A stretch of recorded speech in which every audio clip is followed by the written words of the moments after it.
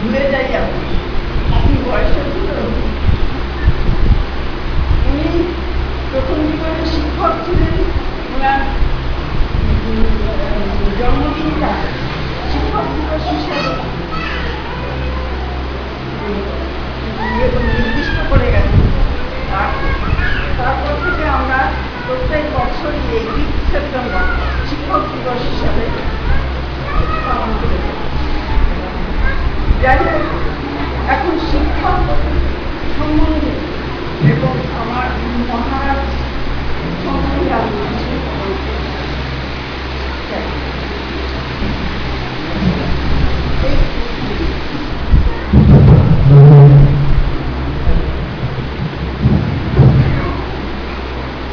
শিক্ষক অর্থাৎ টিচার বলতে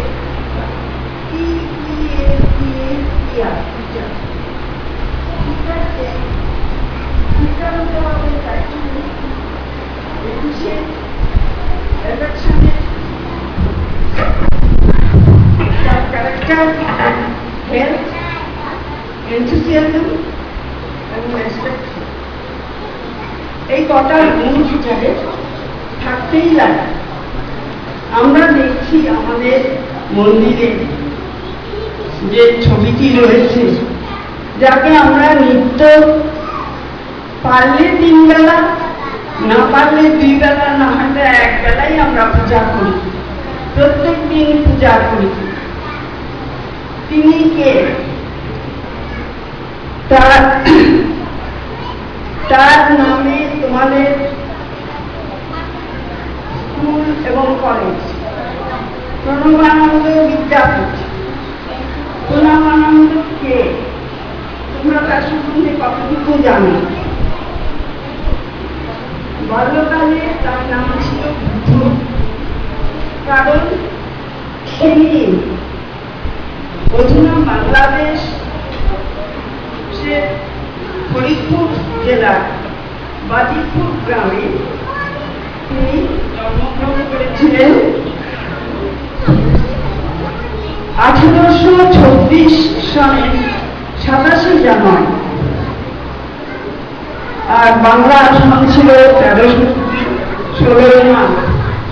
ফরিদপুরের ভরপুর মাঘী পূর্ণিমায় আকাশ বাতাস চাঁদের আলোতে যখন আলোচিত, তখন এই শিশু জন্মগ্রহণ করেছিলেন ভুলিয়া বাড়িতে। পিতার নাম ছিল বিষ্ণু ভুলিয়া, মা ছিলেন সারদামণি। দুজনেই আগের থেকে বিষ্ণু ভুলিয়া তিনি মামলায় ছিলেন। মামলায় পরিচালনা করে বাড়িতে প্রতিষ্ঠিত ছিল নির্বিঘ্নের মূর্তি, অর্থাৎ মহাদেবের আসন প্রতিষ্ঠিত ছিল। সেই আসনের সামনে রোজ প্রার্থনা করতেন যে তবে যে মূর্তি মামলায় জড়িত সেই মামলার যেন মুক্তি হয়। বুধবার জন্মেছিলেন বলে তার নাম হয়েছিল বুধ। আর তার জন্মের পর আস্তে আস্তে বিষ্ণু ভুলিয়ার সমস্ত মামলায় জয় হতে শুরু করে, যার জন্য তাকে আদর করে নাম রাখা হয় জয়নাথ। দেখতে খুব সুন্দর ছিলেন। এই ছোট শিশুটি জন্মাবরণ পরে সব শিশুই কাঁদে, কিন্তু এই শিশুটি কাঁদেনি। এই শিশুটি দেখতে সুন্দর ছিলেন, শান্ত শিষ্ট, তাই তার নাম রাখা হয়েছিল বিনোদ। বিনোদ বলেই তাকে সবাই জানে। বিনোদ ব্রহ্মচারী নামে তিনি দীর্ঘদিন সমস্ত ভারতেই পরিচিত ছিলেন। যাই হোক, শৈশবকালে তার খাওয়া ছিল অনিষিদ্ধ ভাত। বাচ্চাদেরকে সবাই মা বাবা চাইলে ভালো খাইয়ে তাকে হৃষ্টপুষ্ট করতে, এই শিশু অত্যন্ত হৃষ্টপুষ্ট আগে থেকেই ছিলেন। দুধ, ঘি, মাছ, মাংস তিনি কোনোদিন খান। এই দুধ, ঘি খান না, মাছ মাংস খান না, বাবা মার মনে দুঃখ। তাই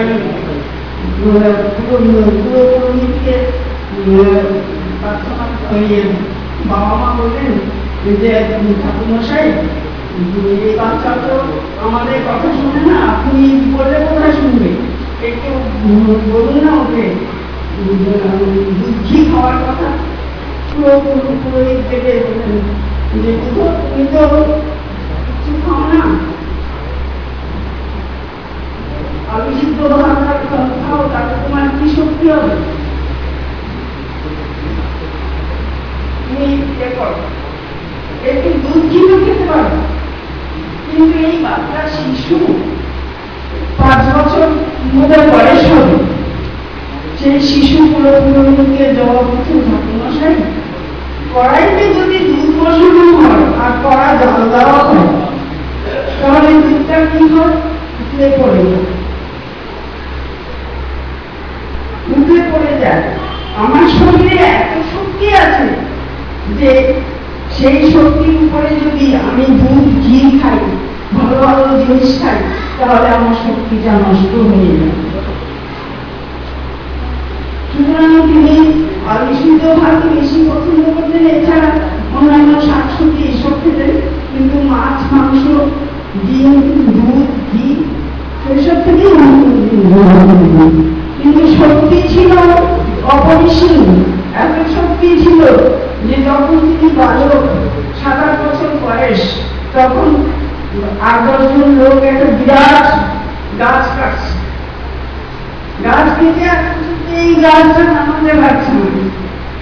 বালক বিনোদ দূরে দাঁড়িয়ে হাসছে, সবাই দেখে রাগ, একটা বাচ্চা ছেলে, আমরা পারছি না দেখে হাসতে।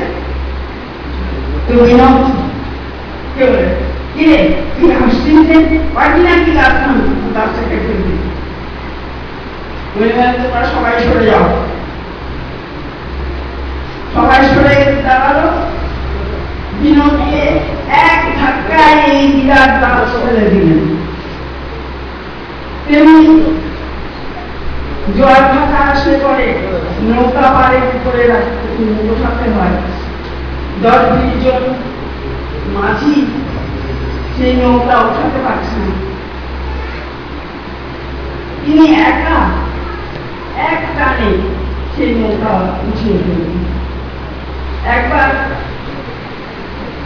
বাংলাদেশ মুসলিম প্রধান অঞ্চল, সেখানে এক মুসলিম বোনরা হিন্দুদেরকে নানান রকম গালিগালাজ করে, কিন্তু হিন্দুরা তো দুর্বল, কিছুতেই পারে না। তো পেরে ওঠে না। তো বিনোদের কানে গেছে যে এরকম গুন্ডাগুলো যন্ত্রণা করছে, গালিগালাজ করছে। সেই গুন্ডাকে ধরে একবার মাথার উপরে উঠিয়ে তাকে ঘুরিয়ে 10 হাত তুলে ফেলে। সেই গুন্ডা তখন হাতে পায়ে ধরে, আর আপনি আমার মা, আপনি আমার বাপ, আপনাকে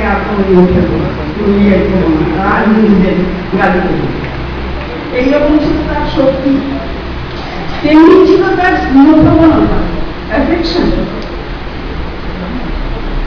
একটা প্রায়ই দেখে যে ছোট্ট বিনোদ বাটি করে দুধ নিয়ে যাচ্ছে। কোথায় যাচ্ছে? গিয়ে দেখে জঙ্গলের ভিতরে দুধের বাটি নিয়ে একটা অসুস্থ বেজিকে সে দুধ খাওয়াচ্ছে। বেজিটি দুধ খেতে খেতে সুস্থ হয়ে গেল। এরকম পরবর্তীকালে যখন বালক, তখন স্কুলের ছাত্ররাও ছাত্রদেরকে সবাইকে ডেকে ওখানে যাচ্ছে, লেগেছে, কোনখানে কে অসুস্থ হয়ে পড়েছে, সেই সব সেবা কার্যে তিনি সবাইকে নিয়ে সেই কাজ করেছেন। ওখানে কলেরা রোগী চিকিৎসা হচ্ছে না, কলেরা রোগী অসুস্থ অবস্থা পড়ে আছে, সারা রাত থেকে বন্ধুদের নিয়ে সারা রাত থেকে পরিশ্রম করে সেই রোগীকে সেবা শুশ্রূষা করছে। কোথায় মরা ভরে আছে, দাম হচ্ছে না, সেই মরা নিয়ে গিয়ে দাম হচ্ছে। এইভাবে তিনি সেবা কাজ করে গেছেন ছোট সময়, আর ছোট সময়ে বন্ধুরাও যদি এত কোথা থেকে শক্তি পাস, কোথা থেকে তোর মনের জোর আসে। কিন্তু তিনি ধ্যান জপ করতেন ছোট সময় থেকে, একদম শিশু অবস্থা থেকেই ধ্যান জপ করতেন। মা ঘুম পাড়িয়ে বালককে, শিশুটিকে রেখে গেছে নিজের কাছে। তখন শিশুটি মা খানিক্ষণ বাড়ি ঘুরে এসে দেখে শিশু কোথায় ঘুমছে, সে উঠে বসে ধ্যান গান করতেন। উপরে চিলে কোঠায় একটা মরা খুলি সামনে থাকতো, সেই খুলিটাকে দেখে তিনি ধ্যান করতেন। আমি বেশি বলছি, বেশি সময় নিচ্ছি,